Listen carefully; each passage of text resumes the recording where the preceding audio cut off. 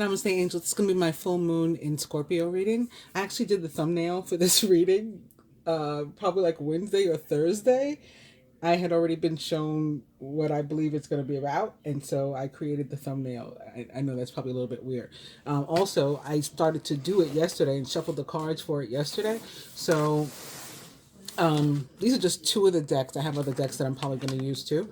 But beginning with Asia, Lessons and Blessings, Wars and Battles, Medicine Man or Medicine Woman, and Monk or Nun. And I felt right away, similar to how I did the last time I used these, I think, and Miss Asia came out on top then, along with like Wars and Battles, that it was tied to anti-Asian hate and or the COVID pandemic. And like I said, I shuffled them yesterday, and then sure enough, later on in the day yesterday, they passed the Senate, the U.S. Senate passed, led by Chuck Schumer, who is my senator actually, they passed the anti-Asian hate bill, the national one, and only like six douchebags. I posted them on my Facebook, which ones they were. Pretty sure it was six. Voted against it. It was like Kentucky and Alabama and Michigan that voted against such a thing, against anti-hate, which is pretty sick. But anyway, I think that the reason these cards are here is again because of yesterday, and so I would have shuffled them in front of you anyway. But let's do that and see what energy comes up today. I just saw love and trust. Maybe they'll bring those back for the reading. Opening to Father, which is very interesting. And I have a message, actually, I was going to share about Father. I guess I can do it now. So I had a dream the other day. It might have been, like I said, I did the thumbnail Wednesday or Thursday. The dream may have been Thursday as well, Thursday or Friday. I'm seeing all of this stuff, biblical, angels, Father, and sure enough, the dream was about God. Well, it was about Osiris, so God to me, and Father to me, medicine man. We're talking spiritual and metaphysical stuff. So he's in the dream, and he shows up, and I haven't seen Osiris in this way in a long time. He used to come like fully visible, and then he started coming more like what's described like in the Bible or other scriptures and stuff, like people hearing a voice or, just receiving information in their head, sort of through like just automatically a clear, what's the word? I can't think of the word, but it's one of the clairs that basically relates to wisdom, to coming into wisdom sort of automatically. So that's continued to happen the whole time, but it's probably years since I haven't like fully seen Osiris, or I haven't seen him in this way. And it usually comes when I'm awake. The other times when I've seen him in this way, this time it was a sleeping dream, and he tells me that he's in the movie Mortal Kombat. So I know this is going to sound very crazy, right? And a lot of times I forget my dreams. I'm pretty bad with it, but I remember this. He tells me he's in the movie Mortal Kombat, and I remember waking up and thinking like, oh, okay, and like not much of it, like that was normal to have a dream about that, and I just like continued on with my day and stuff. And then Saturday, I put the Mortal Kombat on. So without giving away too much of the movie, now I know I go into the movie knowing I gotta look for Father. I gotta look for Daddy in this movie. He told me he's gonna be in it, and I didn't expect that to mean that like Osiris was gonna show up in the meeting in the movie. As we know Osiris to look, I automatically thought through some other means he's gonna be in the movie, but I have to pay attention. I have to watch for it. Well, sure enough, when one of the characters was about to announce who he was, he starts out saying like, I am, and I like finished the sentence, Scorpion, right? And I just knew at that time. Now, again, without giving too much of the movie away, Scorpion is from the depths of hell, or the underground. So think Hades, you can think Osiris, Lord of the living and the dead, right? So, and he's from the depths, and Pluto is like the deep, dark planet, like way in the atmosphere, and is about death and rebirth. So, and we know that, that King Osiris is a scorpion. It's based on what he told me himself. And we see it coming out, we see it in movies and things like that, right? This is just like the Asian version, is what clicked to me right there. The Asian version of the Scorpion King, basically. We've seen it in movies about Egypt, which would be more directly a direct correlation specifically to Osiris, but that's what I got from this. So there was that. And then one of the, again, I don't want to tell too much of the movie, but like one of the final scenes before the credits come up is somebody removing like their personal effects from a locker number 19. So I just smiled. And I say all that to say, oh yeah, Father, this is his reading. It is the Scorpio full moon. So I think he's, just saying that he is going to be back a lot stronger in this realm than he has been over the past couple years. Like I said, he was really, really here, really present. I could see him. There were different times where he would, show himself to me, reveal himself to me, and I could see something, a person, an entity, and then he went away. Like he went underground. He went back down to his realm, and I think there has been a resurfacing, or there will be maybe with this supermoon perhaps. So anyway, let's get into the reading. Our overall energy is going to be wisdom, and I'm going to, and look, Father's right there behind the wisdom card, and there's the trust and faith card I mentioned, so that's interesting too. This is going to be our overall energy from this deck, and I'm going to look into what sort of karmic or past life issues will we'll deal with, or will come to bear during this period, maybe perhaps by the new moon, which is the Taurus new moon, which is May 10th. And of course, Taurus is Scorpio's mirror opposite. So with the Rider-Waite, not with the Rider-Waite, with the animal and angel tarots, I'm using these. I didn't want to use the Rider-Waite purposely, because I didn't want to spend too much time on this particular reading, or this particular spread. And when I use those, I tend to go into like a lot of depth of all the possible meanings of. So I just said, let me use these. Also, I wanted to see if I felt like cards may want to repeat, and so I have two of each card here, each tarot card in a traditional tarot deck here. So the High Priestess is a card that is associated with the moon.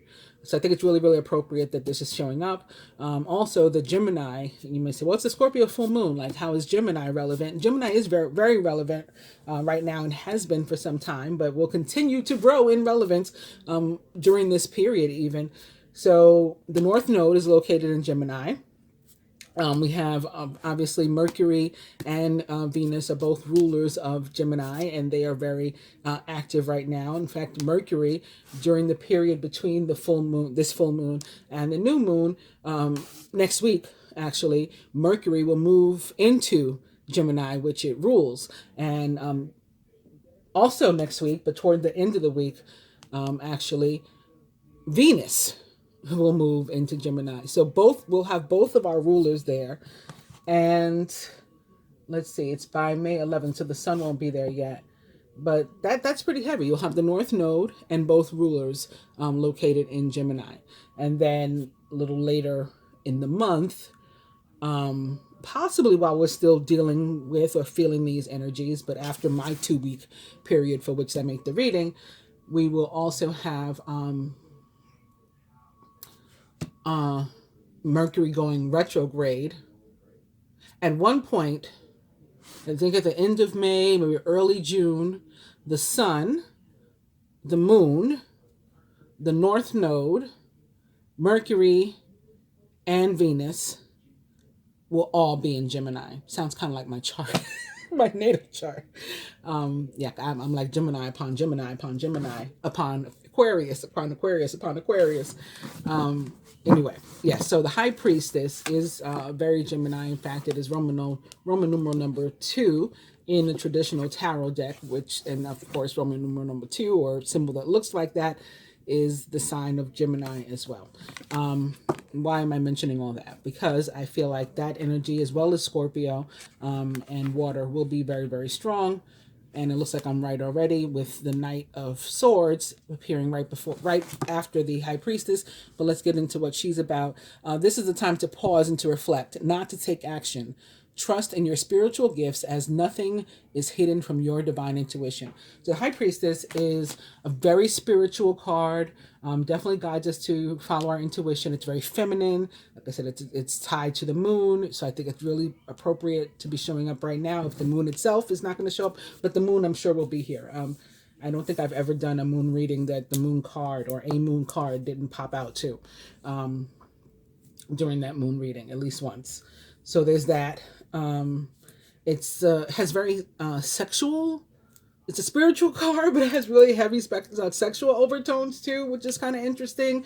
We could find ourselves being super, super attractive or attracting things and people to us, like, you know, that fulfill our needs. Could involve money. Scorpio rules the 8th house of like shared. It's not shared money, like shared wealth. Yeah. Well, kind of like shared money, but let's put it that way. Shared income and all those things. So, and maybe joint bills, things that you have a bill with somebody else. Maybe your home payment, or maybe like co-signing a loan or a credit card, or so a business with another person. If there's been problems in that area, like any kind of conflict or anything that we've been like focused on for a long time and it hasn't come to bear, like this is a really good time for it to come. So also Scorpio rules like the physical body, and maybe like if you've been trying to go on a diet for a long time, lose weight, gain weight, get in shape, right, build some muscle, I don't know, get plastic surgery, it hasn't happened, you've been wanting to do it, take some it's physical health, get a new haircut, I don't know, shave your head, whatever, all those things that haven't happened, you may be guided to do them now. And lastly, I would say like special gifts, for lack of a better term for them, maybe things that come natural to us, that they come natural, but we don't really know how to use this gift, or we're not very strong in it. So let's say like singing. That's not really what I was thinking, because I'm thinking spiritual and metaphysical, but let's use singing as an example. So if you can sing, you can sing. You know you can. But that doesn't mean that you're ready to get out and perform. So this is like a good time where you may be guided to like nurture your natural abilities and strengthen them, because you could be called to use them sometime in the near future. I don't know how. I'm getting like called to use them. So strengthening those things. All right, so we're starting with the High Priestess, as I mentioned. Behind her is the Knight of Swords. It is in reverse, so I won't spend too much time on it, but the Knight of Swords is intelligent, decisive, idealistic, and tireless. Events that occur with great speed. Take time to carefully review your options. You can come up with creative solutions. It could be connected to this wisdom, as is the High Priestess. Number 2 also represents wisdom in supreme math. What else am I getting with this? Like, so we could come into some sort of wisdom, knowledge. Definitely, if you have like a natural inkling and an instinct and intuition, definitely pay close attention to those. Knight of Swords, also potentially a Gemini, Libra, or Aquarius, or someone likened to those traits or attributes. Speaking of the Gemini, and just opening to throw it somewhere random and like put it away, I ended up putting it right here atop the Page of Swords, who is logical, honest, impulsive, and curious, challenging information, delays or changes to plans, and truth delivered without tact. When I thought about when I mentioned the delays, I was reminded also during that period that I was talking about, where we'll encounter a bunch of Gemini. I think Mercury also goes retrograde around that time too. So like there'll be like 5 or 6 bodies in Gemini, and then Mercury will also go retrograde. That's what we have to look forward to. I'm trying to think, is that before or after my birthday? Because I remember, or I think I remember, that it was not, Mercury was not to be in retrograde. Actually, you know, when on or upon my birthday, which would be nice. I like to avoid delays and travel problems at that time if I can. But this isn't about me. This is the moon reading. Let's see what we got. Very, very nice. Very Taurus. So I knew there was a reason I was going to be needing to mention Taurus too. Look who's behind the 6 of Pentacles. It is the Knight of Cups. So very, very Scorpio. Gifts of money, time, or effort. New career opportunities, receiving a loan or paying off debt. So I talked about loans. I talked about credits, co-signing. This could be between 2 people. The 6 of Earth is a card of balance and 50-50 and equity. So like we could both have equity in this. We could both have interest in this equally. We're sharing the burden. We're sharing the bill. We're sharing the wealth. This can apply to basically any area of your life. In love, to me, it's also about equity and balance, mutual respect, mutual adoration, mutual love, reciprocity. You do for me, I do for you. You give to me, I give to you. I accept from you willingly. You accept from me willingly. We're not, trying to figure out like what's your agenda. There is no agenda. It's just balance and just awesomeness. And you can see here all the signs that Venus rules. So there is the Taurus. I mean, it is the Pentacles with all the green, the nature that would represent the Taurus to me. You have her scales of justice or balance that represent Libra there. And then we have a bunch of like scattered looking air in the background. This looks like it's kind of all over the place, and that is the Gemini for me. Then, like I said, we have the Knight of Cups immediately behind that. The Knight of Cups is emotional, romantic, enthusiastic, and contemplative. Falling in love or wedding proposals, the need to balance emotions, and an invitation to a social event. Knight of Cups can be about somebody that was in your life that is returning.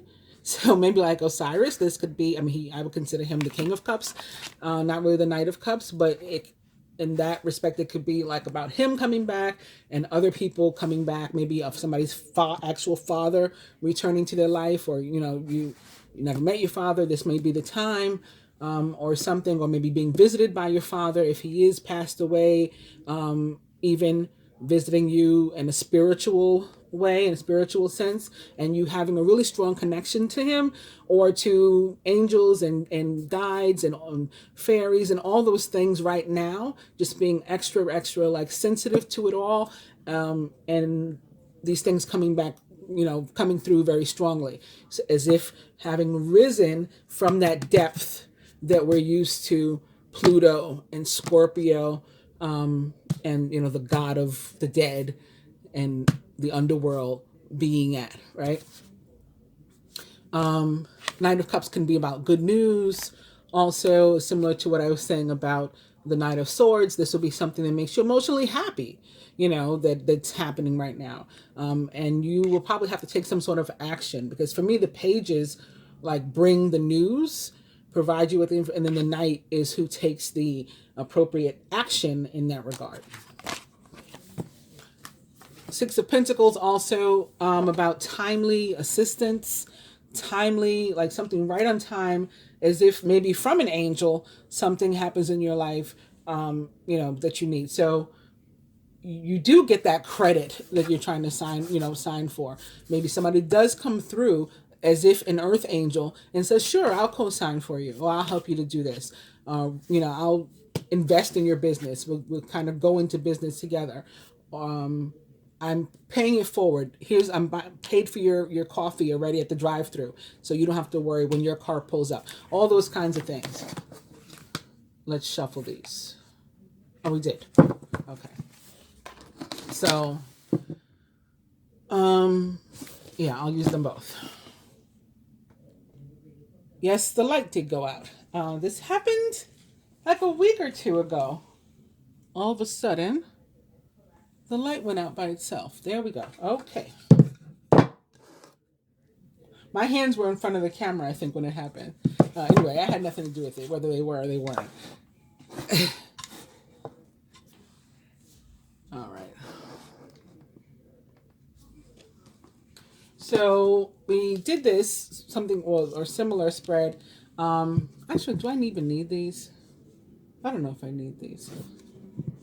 Well, I'll leave them.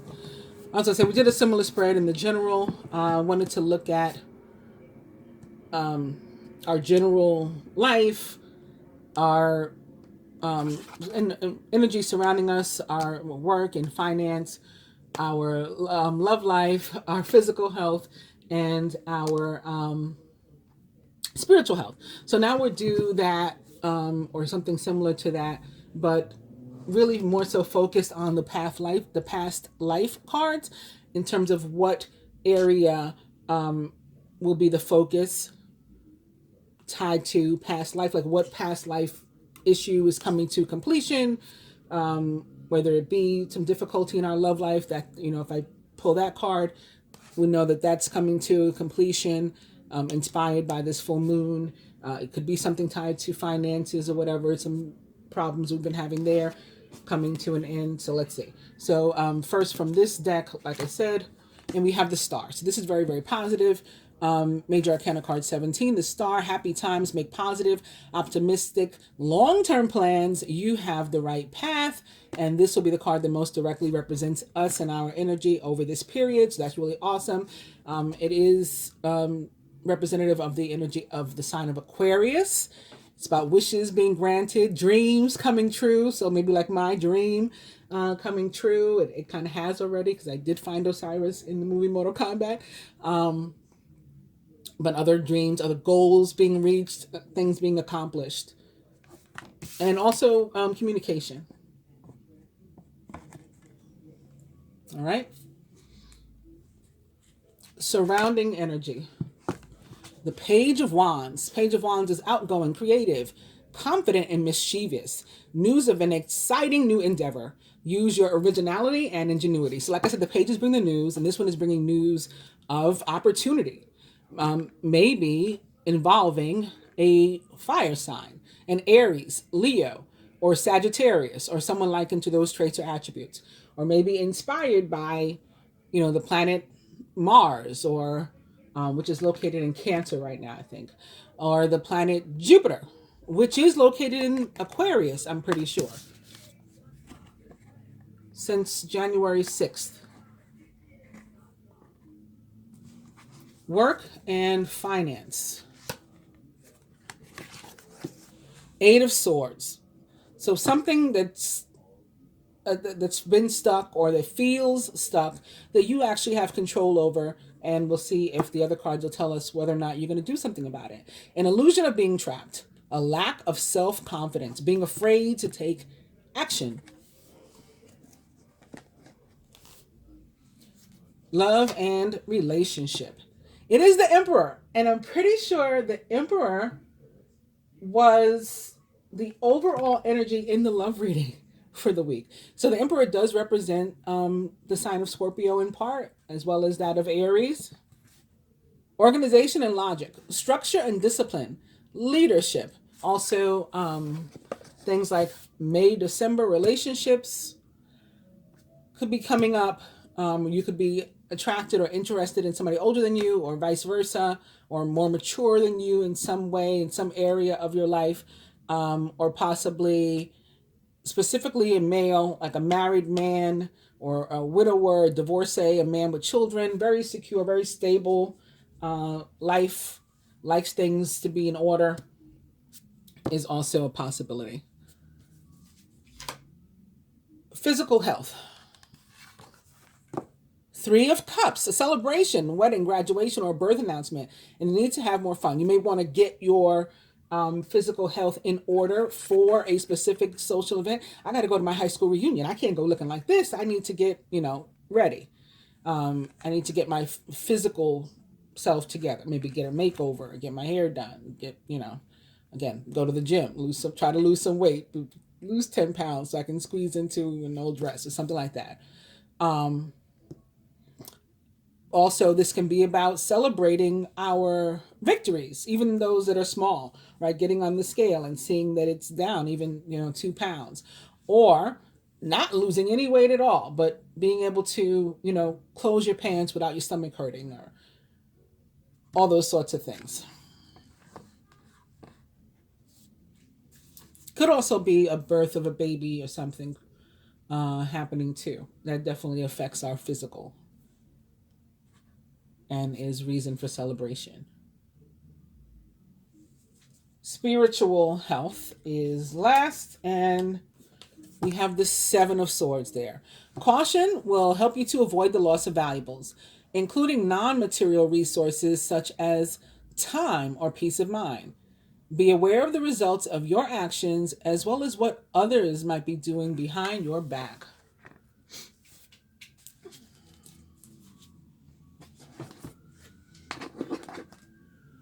And from this deck, again, with an overall energy of wisdom. So coming into information that's going to help us to maybe bring some of these things to a close. The card most directly representing us over this period is the High Priest or Priestess. How wonderful is that? I'll just put these down here so hopefully you can see them.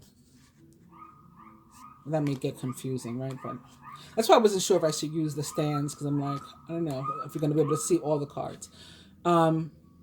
Surrounding energy, joining the Page of Wands, is ships. Wands are about movement for me, as can be ships, like the Six of Swords, for example, is a card that's about movement. There's typically a boat on it. Or some sort of movement. The Three of Wands has a ship on it. It's about your ships coming in. So this, there's movement in the things that you've been trying to manifest. They're finally coming to bear. This can also be about actual travel, literal travel. Maybe somebody around you or close to you taking some sort of trip, maybe related to business during this period. And it could bring whatever the trip is about.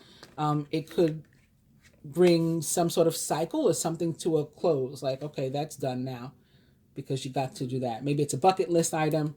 Work and finance, joining the Eight of Swords, we have Native American. That is interesting.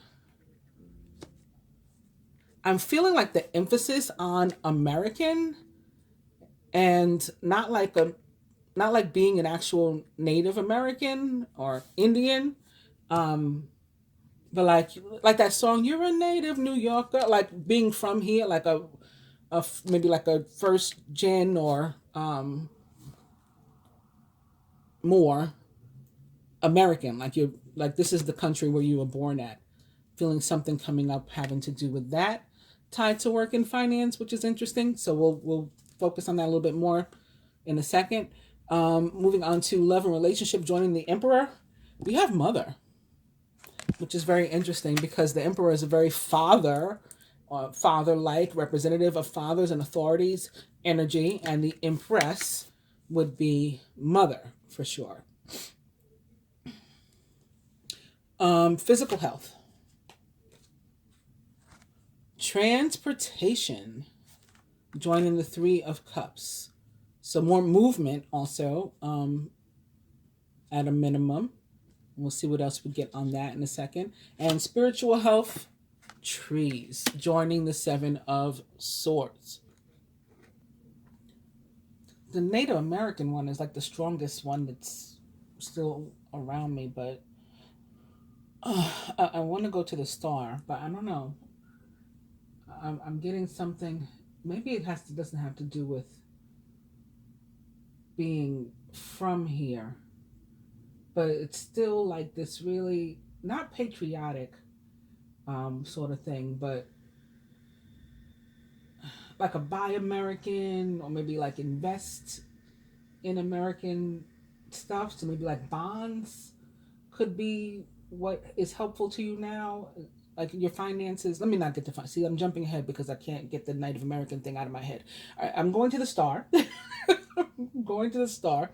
That is the card that most directly represents us over this period, and this too is a very spiritual card. What can be for me, really, really good omen. Is about positive thinking and manifestation, bringing things towards you, feeling more confident in different areas and of your life, and through that you're able to bring about stuff, able to facilitate manifestation of the different things you want and need in your life. Nothing should be taken for granted, of course, but it's the confidence that you're feeling is justified, right? This is a card definitely about of being hopeful and inspired, um, and that's sort of like what I was describing before I put any of the cards out, right? Being moved to finally again get maybe into some sort of physical shape, or do something with your finances, particularly those finances that are shared. And it's interesting that the 8 came out here because it is the 8th house that Scorpio rules with regard to those finances. So I'm going to keep figuring out. The 17 is an 8 as well. The major arcana card 17, the star. But again, you're feeling inspired, more hopeful about the future than before. So finally getting unstuck, or something that was not moving is finally moving for us. Things that you were having difficulty manifesting, maybe because you couldn't get your head right, you couldn't get your mind right, you weren't thinking positively enough, you weren't confident enough, like believing in yourself, but that you and or the universe, that it could actually be brought about and brought to bear and manifested. And so it wasn't happening, because if you don't believe, then you can't. Like Peter didn't believe he could walk on water, so he sank. Suppose, as the story goes, Jesus had to save him, right? He was drowning because he didn't believe it. So now this is about moving into this period where you can believe it. Like the future is bright. And that correlates to, again, the High Priestess that we pulled from the deck. So I would say the thing that's coming to an end is any negativity and inability to manifest your dreams, to reach your goals, accomplish your goals. You find them easier to accomplish those things now. And I feel something, and I'm hearing something about getting like reacclimated, reacquainted, reoriented. Um, so maybe we had lost even like some familiarity with being successful, and with a path. It could be a new path too, and you sort of got to get familiarized with your surroundings, and you'll be able to do that now. Um, I don't know if that's for everybody or not, because I'm mostly getting, again, just a feeling of being very hopeful and optimistic and positive, moving toward the future. So that is really, really good, and takes us on to the Page of Wands. The Page of Wands is also a very positive omen. It's often about an actual person, as are court cards in general, and this person would be, a very warm person, right? The fire, um, aggressive, or, well, not aggressive necessarily like in a negative way, but like ambitious, right? Pursues what they want. These are high achievers, these people usually. um, they want to get stuff accomplished, but they can be easily distracted, and very fast moving. Like, okay, I'm doing this for a little while. Okay, I'm onto that now. Like, I'm onto the next thing, and maybe the first thing isn't completed. And for that reason, the Page of Wands is also a card that tends to mean that something we started a long time ago is finally going to come to fruition. So the thing that's coming to an end in this regard is, that lack of movement that we had. And so it makes a lot of sense that it's paired with ships, in that respect. And again, I'm also being, when I look at the ships, I'm being made to think of the Six of Swords, like the worst being behind you.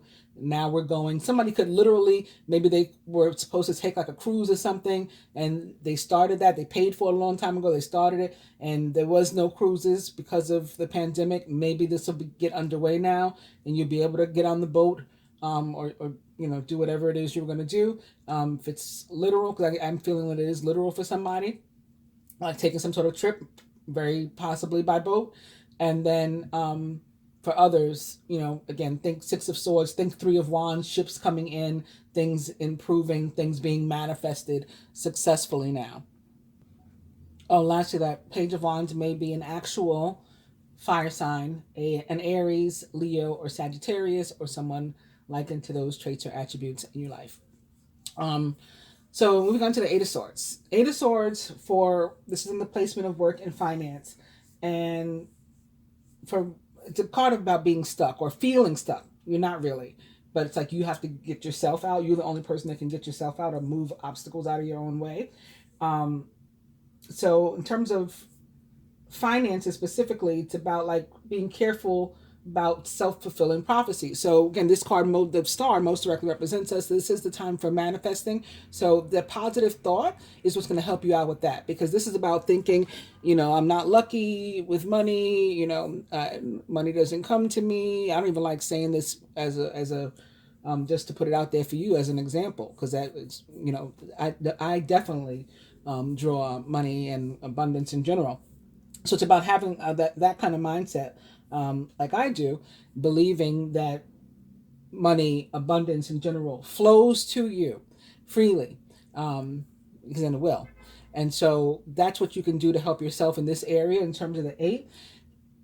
Um, in terms of work specifically, it can be about like really not being happy at your job. You might even hate your job or whatever it is you do for a living or don't do. Maybe you hate the fact that you're not working, that you're out of work, and um,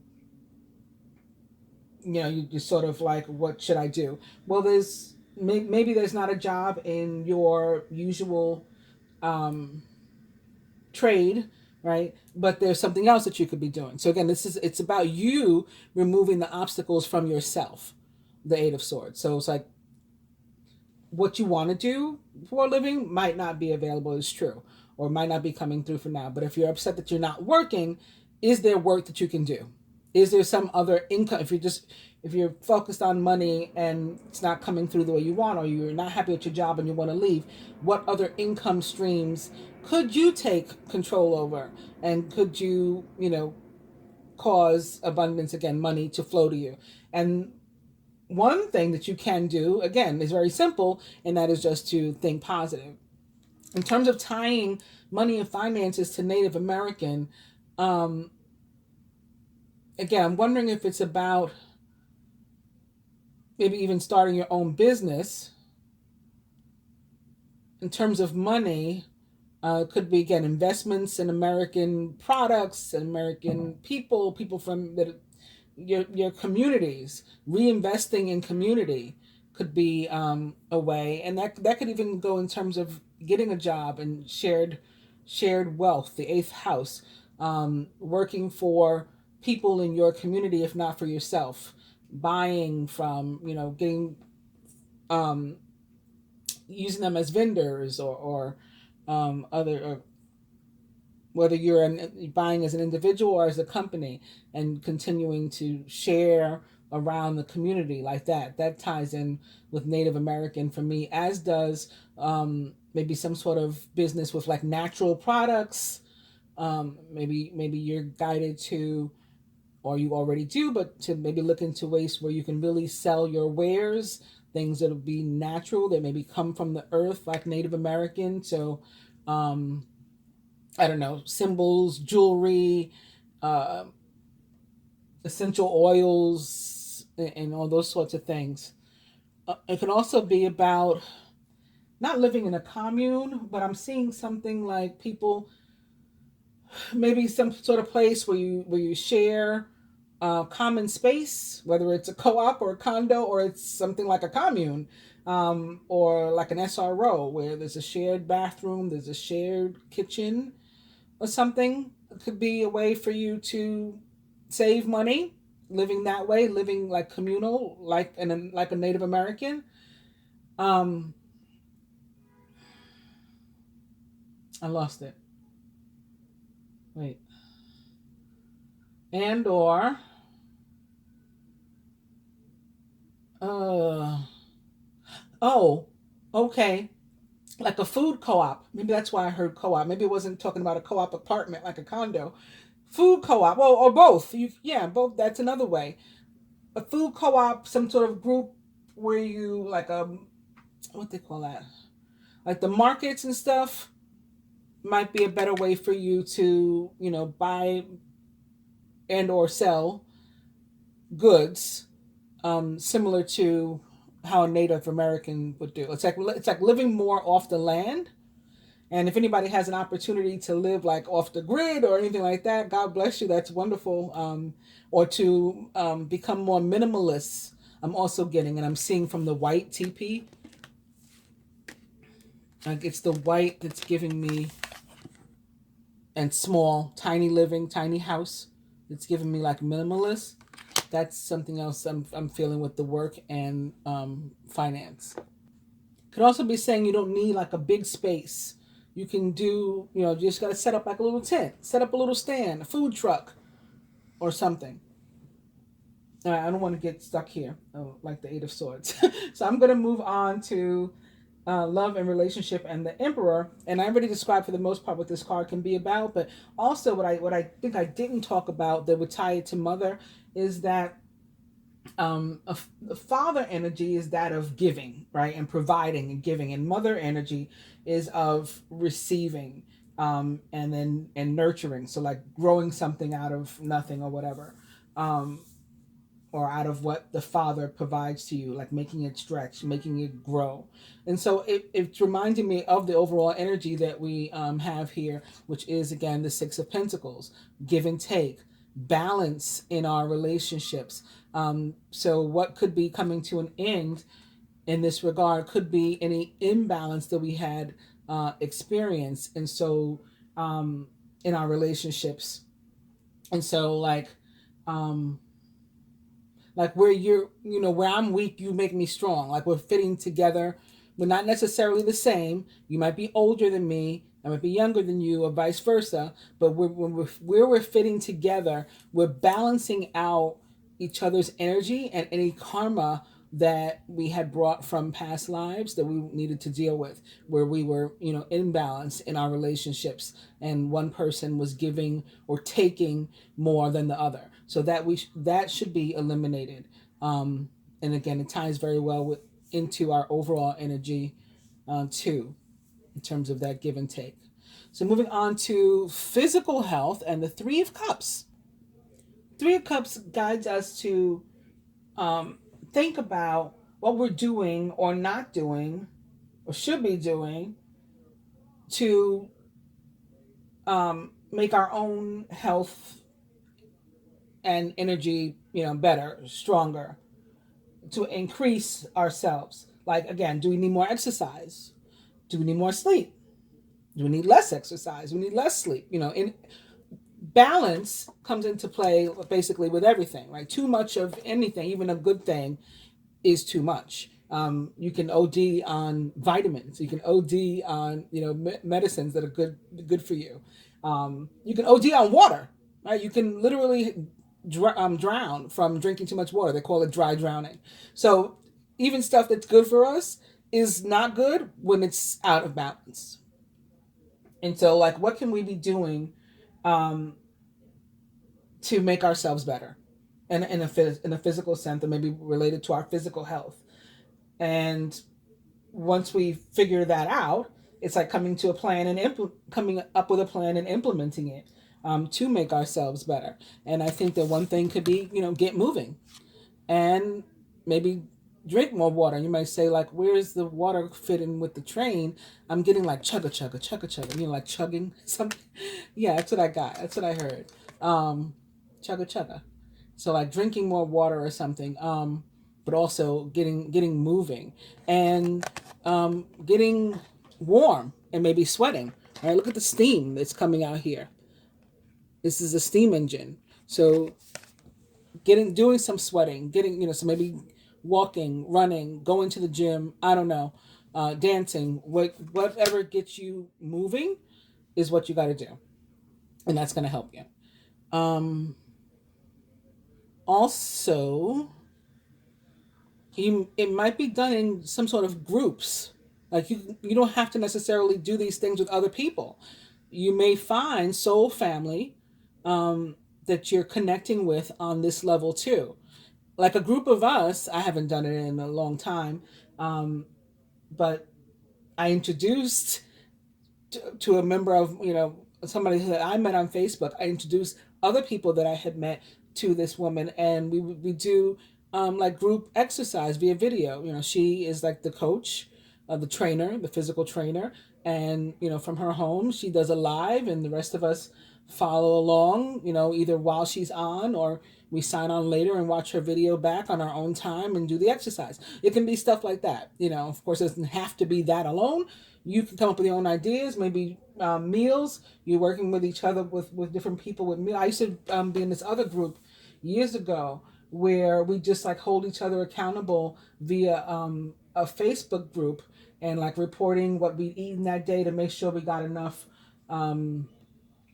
I don't know, we got enough protein, and we ate enough calories. We didn't eat too many calories, so we would like report what we ate over the course of the day. My breakfast was this, my lunch was this. It sounds kind of boring, what exercise we did, how many bottles of water we drank, and keeping each other accountable. Or I didn't do any today, and I need some support from the rest of you, or something like that. So you may want to consider these things. And last but not least, when I say last but not least, I wonder what that was supposed to mean. I mean, obviously I meant last but not least, but why did it come out list?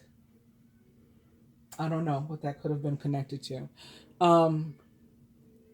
Maybe you guys can tell me what you think list is about. But anyway, moving on to the Seven of Swords. So, Seven of Swords, you know what? Let me read the card first and tell you what it says here. Caution will help you to avoid the loss of valuables, including non-material resources such as time or peace of mind. Be aware of the results of your actions as well as what others might be doing behind your back. And then you can see, like, looks like some things have been lost or stolen that are here in this bird's nest. Something is, the key. And there's a tree in this card. And in the card that we've been given to partner with this is also trees. And what's interesting to me is trees are super spiritual, and they're about transformation and resurrection, sort of like the energy of Scorpio. They're also about growth, right? Birth, rebirth, growth, spiritual growth, communing with nature, spending time alone with nature. Osiris is sort of buried in a tree. He became a tree. Like he is, as the story goes, he's basically the tree of life. When his casket, for lack of a better word, got trapped in a tree, it like grew into the tree and became part of the tree. And then we have the tree of life. So that's another thing that's coming up for me. Thinking about Scorpio and the Scorpion King, and spirituality and growth, and even still Father.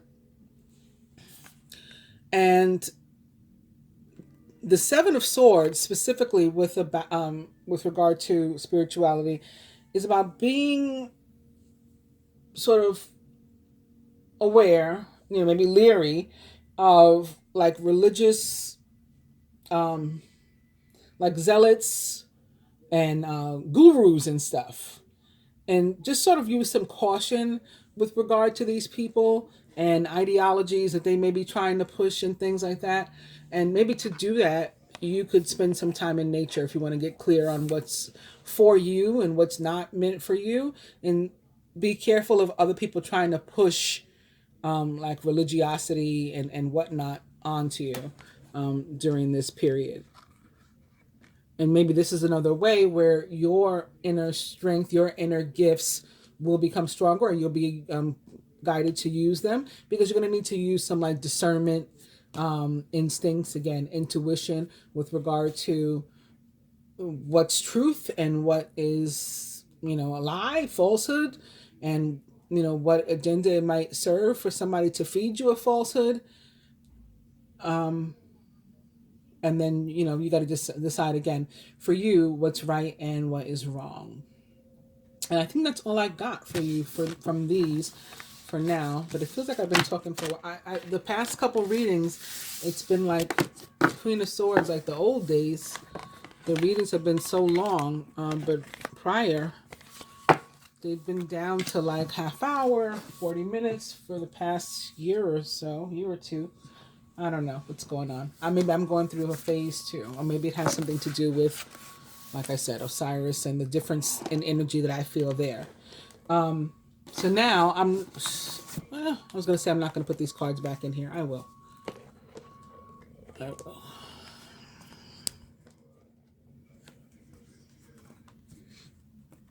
Am I going to use these again? I think I'm going to use, actually, the Tony Carmine Salerno decks. Now, I'm going to use these two decks. They have similar images. They're by the same person, Tony Carmine Salerno. Similar images. They're of a similar size, and I'm going to do the spread that I do like from the perspective of the universe. I have already shuffled them. I don't mind shuffling them again in front of you if that's what you want. So we're starting out with dreams.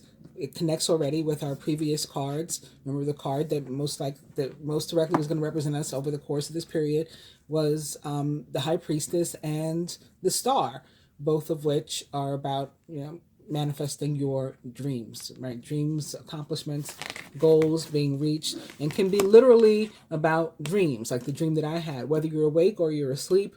Yes, awake or asleep, vision, what doesn't matter what kind of dream, but you could be getting information through dreams. And those of you who watch the movie, don't forget to look, and you can prove me right or wrong just by you watching it. I am resurrected, right? I'm from the dead. I am Scorpion, and then the number 19. Anyway, balance. This reading spread time appears to be very much about balance. This card, it's called balance, but it really gives me sort of and it looks like air and water, so like the Mercury and the Scorpio, or even the Aquarius and the Scorpio coming up here. But it really gives me like temperance feels. Temperance represents the sign of Sagittarius. That could be what the wands we saw were about. Anyway, that's the next card is in reverse. It is answered prayer. So I could shuffle these a couple times in front of you guys.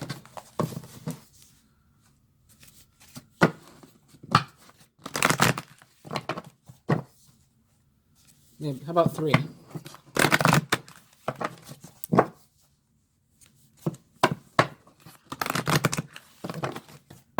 Okay, our new overall energy is healing sounds. It's still very watery, and moon is what I'm getting to. Celebration. It's very Pentecostal dove. Very 3 of Cups. Also very ascension, right? I'm getting. So some sort of, again, spiritual growth. And then with this deck, we're starting with confusion. It can be about a conflict, a decision you have to make, not knowing which path to take right now, not knowing which way to turn or to whom to turn. If you have a situation, you need to talk to somebody. It could definitely be involving love, a relationship, maybe where you need, about what you're confused. Coming up here but it's there is transformation that is coming. This is the Scorpio energy. So I think you'll be transformed, and this situation will be transformed. Like the confusion is going to go away. You're going to get clarity during this time. Oh, and look, the Pentecostal dove and the ascension. Isn't that cool? I just said this looks like ascension. It's similar. I think I'm pretty sure it's the same card at its base, and this one is just a different color and a different name. But again, it's the same author and stuff, so that will be why. And the next card is in reverse. It is Saint or Sinner. So I'll do these two. I'll shuffle them 3 times. Opening first to God.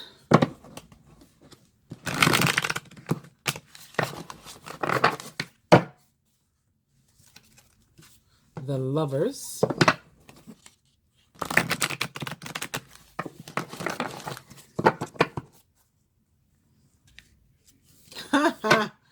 And the Resurrection. Those 3 cards were so Scorpio and Gemini. It's crazy.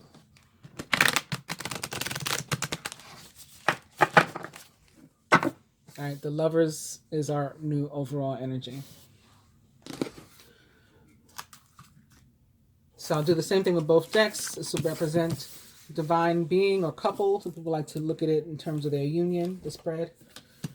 Recent past, near future, masculine's higher self. I do the masculine because my viewership is predominantly feminine, even among the males that watch me. Blocks to individual or shared purpose. What the feminine can do to help herself with the block, what the masculine can, what the universe wants to help us with in terms of this block, and the outcome. And then the same thing with the other deck.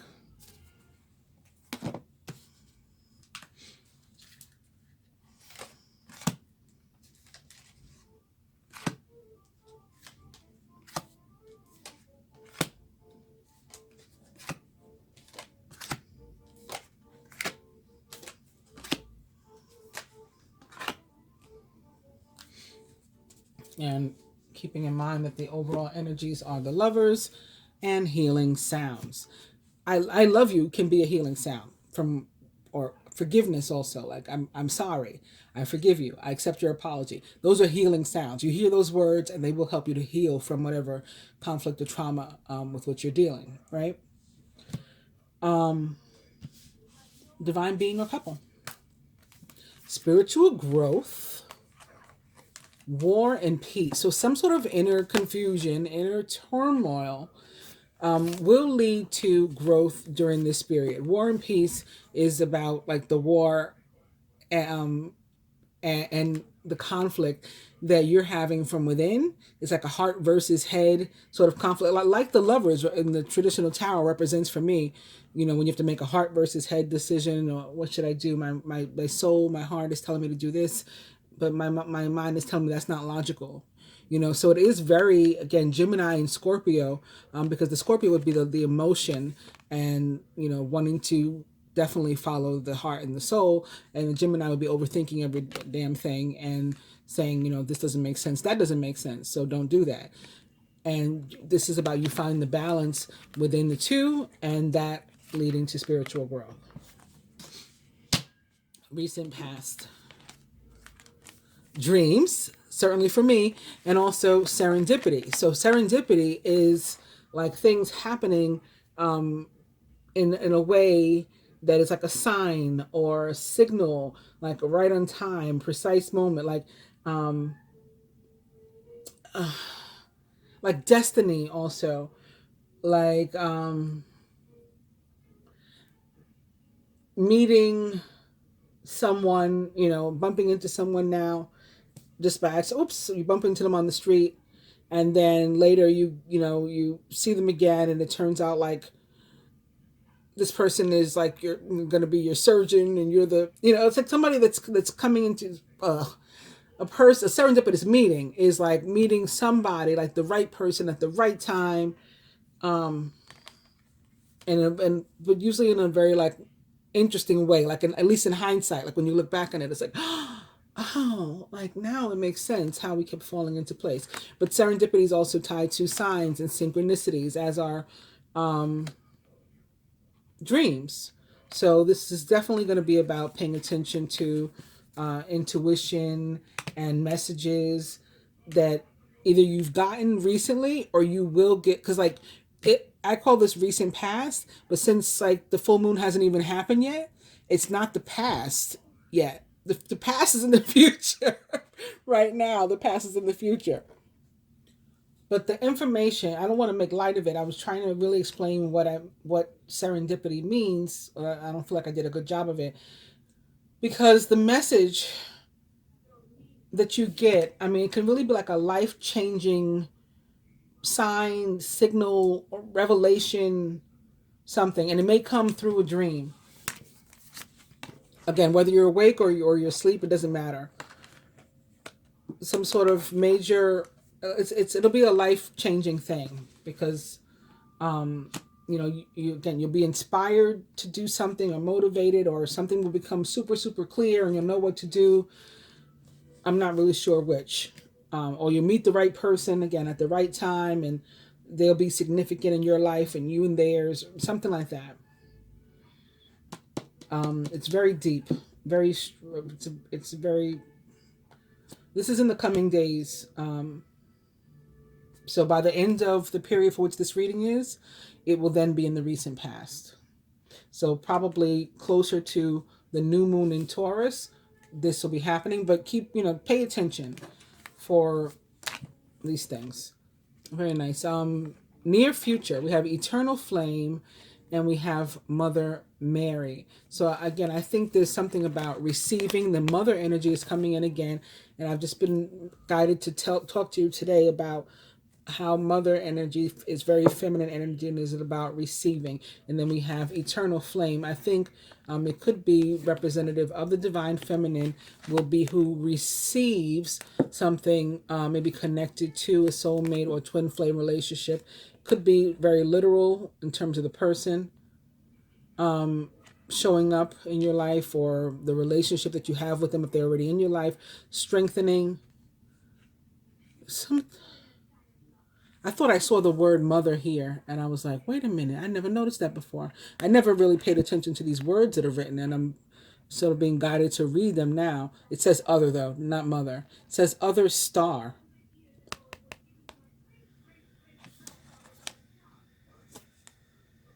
More something, the light themselves. Other star, I am forever. I am forever. I can't really make it out. Maybe if I had my glasses, but I don't. But I definitely feel like this has something to do with receiving in connection to an eternal love, an eternal flame. Not necessarily romantic, but I think more likely romantic than not. Masculine's higher self. Divine guidance and ascension. So there's a lot of growth here happening spiritually, emotionally, and maybe in connection to a spiritually based relationship for the masculine, which would be makes sense, because like I said, I was feeling this is for the feminine. I used to work in lighting, literally in lighting, not just as a light worker, but literally in like light fixtures, commercial light fixtures. I worked for a lighting manufacturing company. And we use a lot of this language of masculine and feminine, male and female, in terms of plugging things in and wiring and all of that. And I'm getting that kind of energy right now. Like this piece goes in this piece, and they're different. You have to plug them together. For this thing to work. There's also the moon here. So receiving divine guidance, perhaps from the full moon, also experiencing an ascension, which I talked about in the general and the love reading too. Ascension specifically for the masculine, because I kept hearing that Bobby Smurda song over and over and over again during the week. Blocks to individual or shared progress.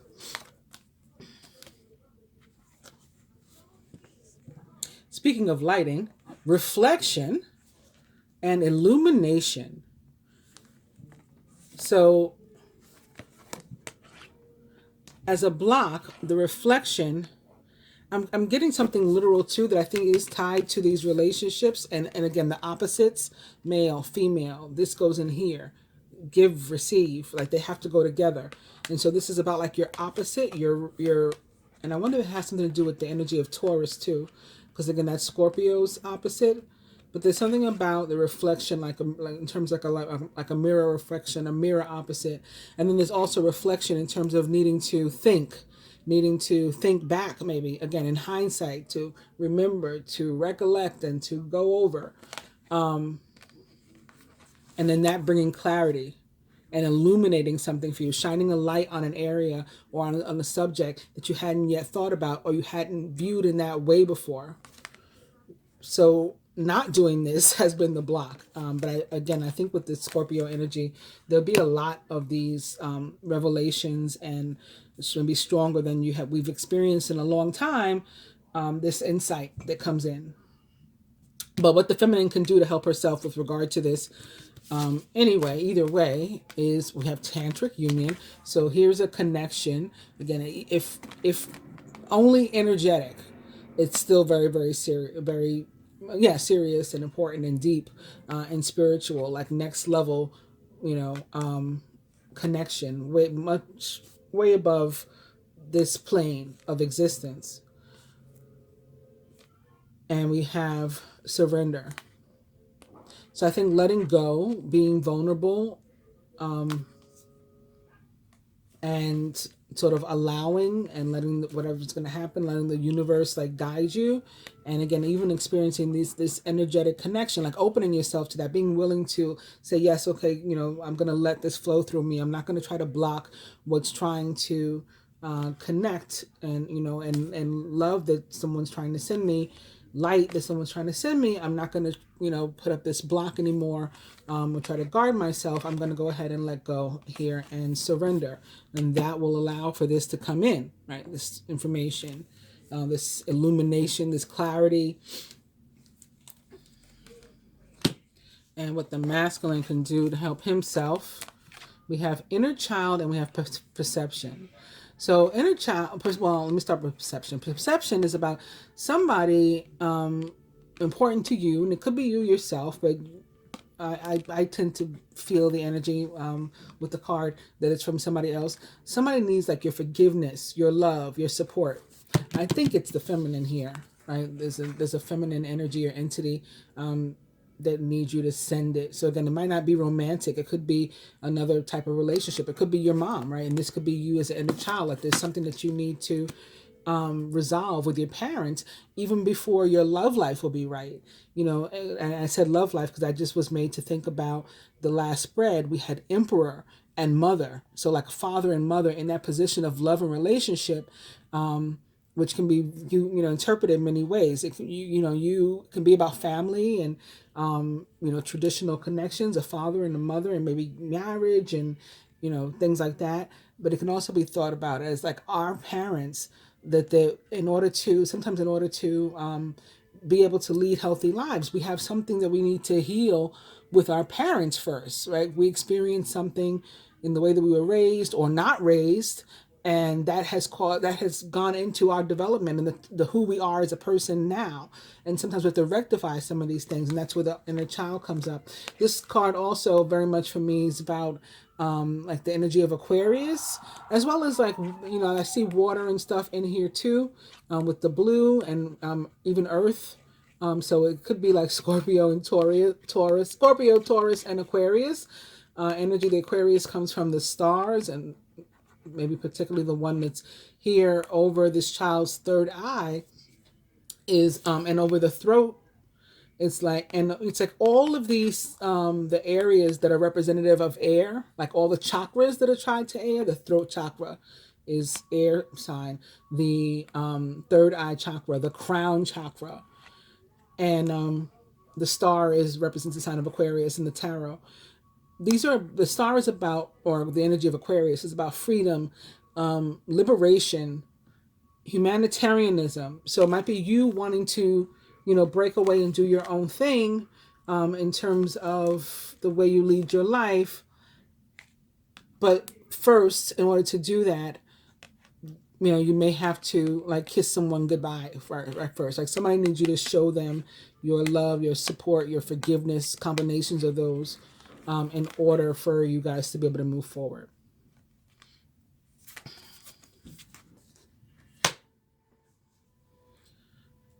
And what the universe wants to help us with, both the masculine and the feminine, wants to help us with to do so that we can move beyond this block. We have physical body, which again is very Scorpio. So tending to ourselves in whatever way we've determined based on the last spread we need to. And we have guardian angel. Like this guardian angel, this spirit realm is going to help us with this as well. This is how the universe is going to help us, is through a guardian angel. And for some of us, again, we're going to experience sort of like an earth angel, tying back to our other overall energy, this Six of Pentacles here.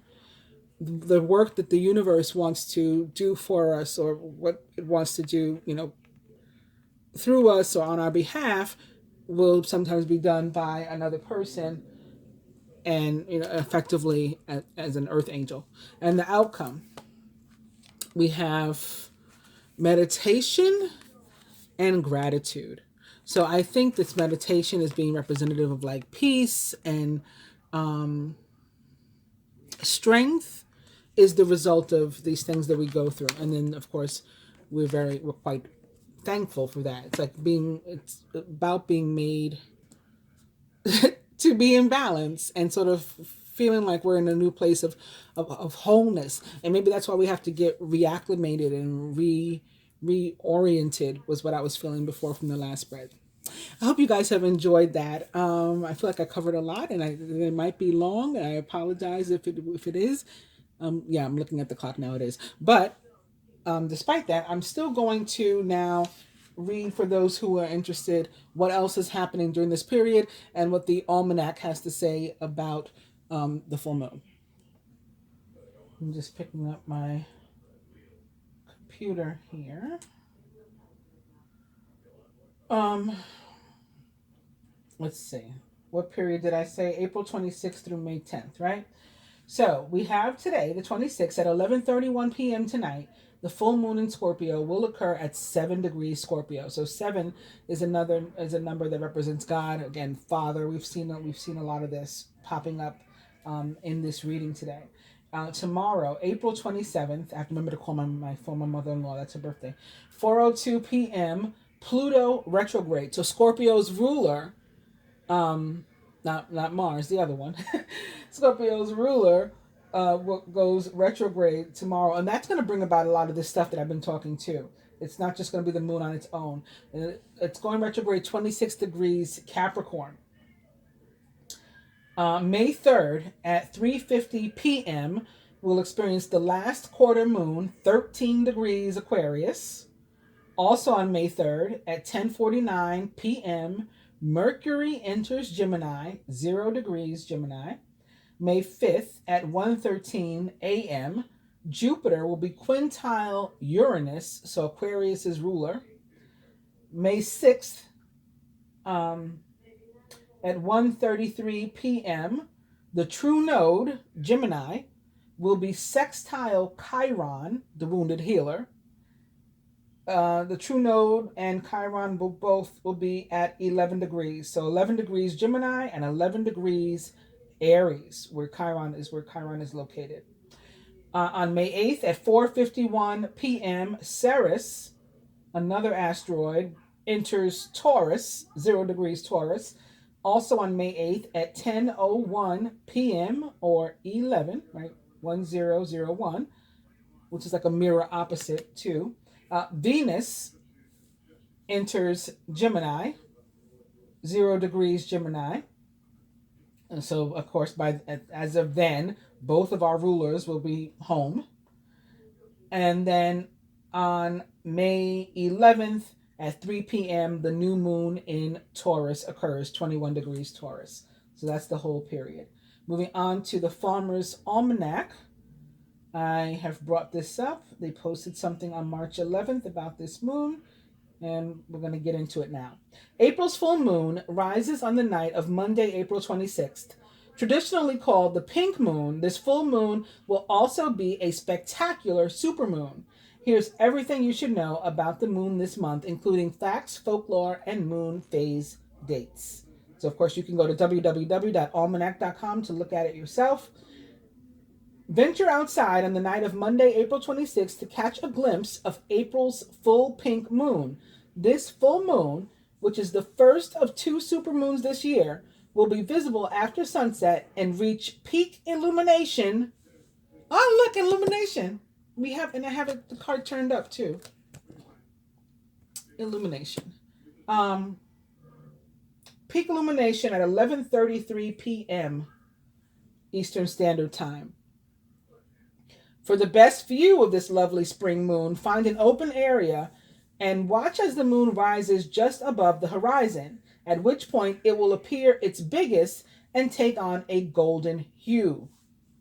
The time is significant to me, to 11:33, right? Because we have 33 representative. They're both master numbers, and we have 33 representative of the ascended masters, no less. This year will be treated to 2 supermoons, with the first occurring on April 26th and the second on May 26th. Supermoons are said to be bigger and brighter than your average full moon. Just how big and how bright exactly? On average, supermoons are said to be about 7% bigger and about 15% brighter than a typical full moon. However, unless you were to see a regular full moon and a supermoon side by side in the night sky, the difference is very, very difficult to notice. Why is it called the pink moon?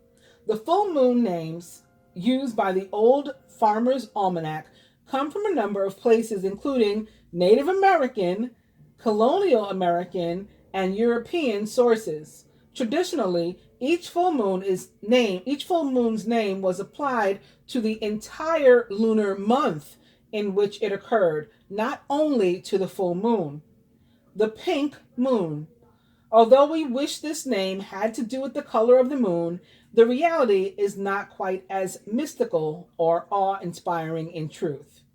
April's full moon often corresponded with the early springtime blooms of certain wildflowers native to eastern North America, commonly called creeping phlox or moss phlox, which also went by the name moss pink. Thanks to this seasonal association, this full moon came to be called the pink moon. In April, moon names references to spring abound. We have the breaking ice moon of the Algonquin and moon when the streams are again navigable from the Dakota.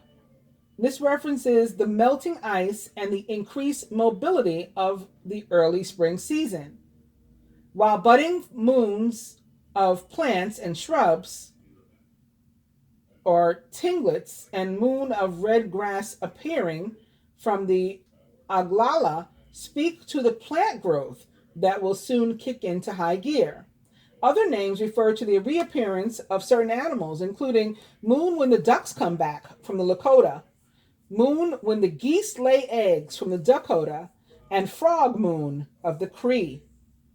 Along the same vein, sucker moon, which is Anishinaabe, notes the time to the harvest suckerfish, which return to the streams or lake shallows to spawn.